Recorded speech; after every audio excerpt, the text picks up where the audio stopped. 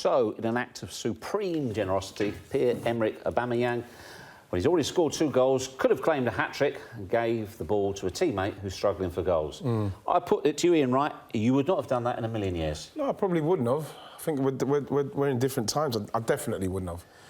But, like, if I... Like, for instance, if I was playing in Dennis or Merce or anyone was on 2 goals, I'd probably give them the ball. But I think that we're dealing in a different time. I remember seeing Thierry, if he got fouled, he wouldn't take it, even if he had scored 2. I think it was a nice gesture from Pierre, but what was really,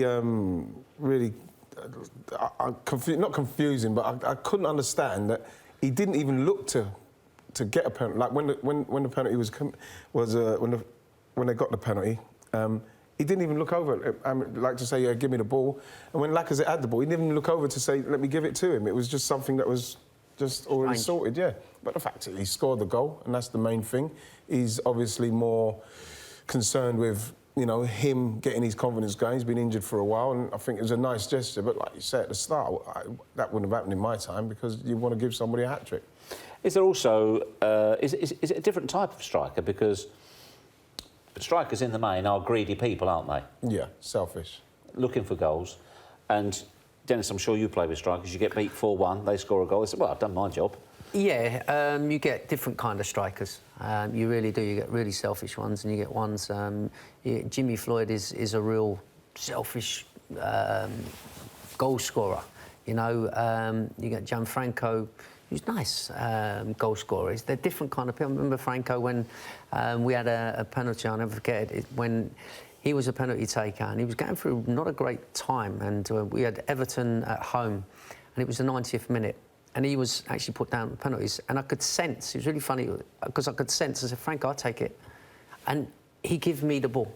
No argument. No argument, he gave me the ball, because I could sense, I don't know what, you know when you get that feeling, right, and he wasn't having a good time, and he thought, and I took it, and we scored, and what it done, it put us top. And then we got a penalty 3 minutes later. And he took it. He took the ball and scored.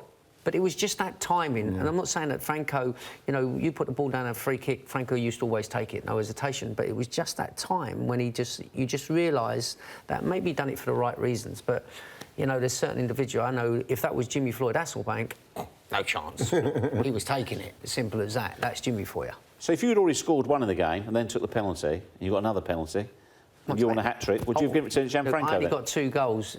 Most I ever got was 2 goals in a game. If I had a chance to get a hat-trick, I'd have gone, I'm taking the penalty, I want a hat-trick.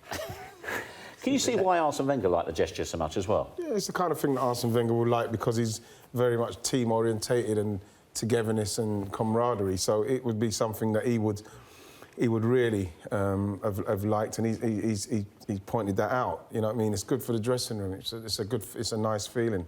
And, you know, what was good about it, like I said, with Lacazette, he's been out for a bit, and it was a very good, confident penalty. And, you know what I mean, Arsenal ended up winning it 3-0. I know it wasn't the greatest 3-0 I've ever seen down there, because Stoke, I thought, were unfortunate with the penalty, but I was just pleased to see them get over the line in that game.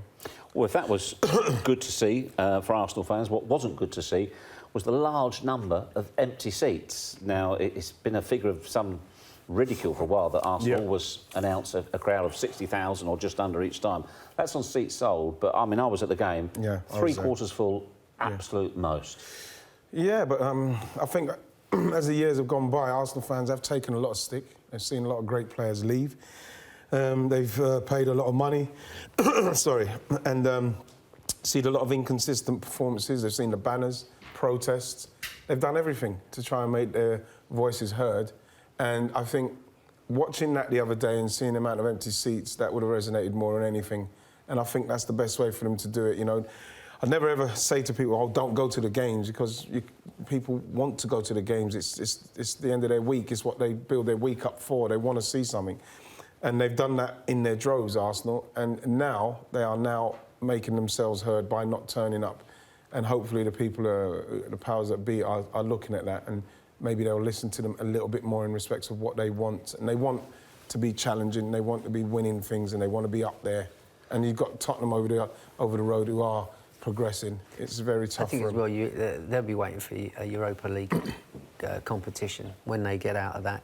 or whether they go for the next stage. I think that is the tiny bit that's really stopping them, I think, from really going over the top. Well, fans. Do you think they'll come back for the game on Thursday? Do you think it'll be full on Thursday? Possibility, yes. Do you know the thing about it, what Wright touched on earlier about Aubameyangs giving the ball to Lacazette is, you know, it's really nice. And that's Arsenal. They're nice for me. They're a nice team.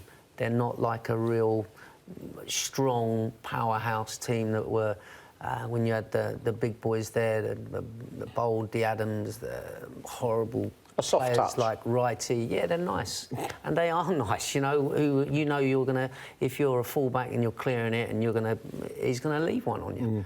They're nice, and as he touched on, and that's what it's kind of, they've had enough because they kind of need more there, and you can tell they're all lovely footballers, but there's not enough about them, and this is why it needs a change, because it's too nice and it's nice atmosphere, great, and they're just doing enough as a team. They're not quite doing what they should do and getting to the Champions League and really push the league leaders, and they're a nice team.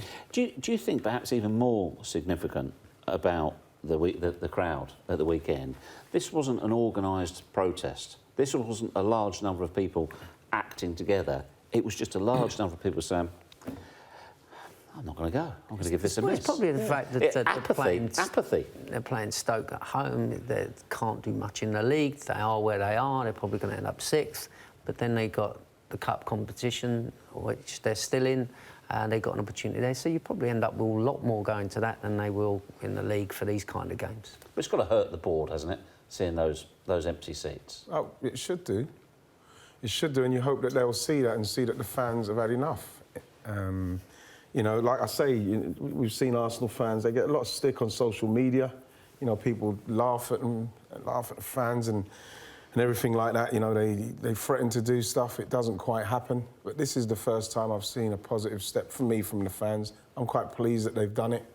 You know, I was there the other day, it's not good to see, but like I say, with the prices that they pay, the support they give the team, you know, they've had to listen to excuses. They've, like I said, they've watched players leave. They've seen really incompetent performances, and they've still gone in droves. I think that they should show that they're not happy with it, and I'm really pleased that they've done that, and hopefully the board will be looking.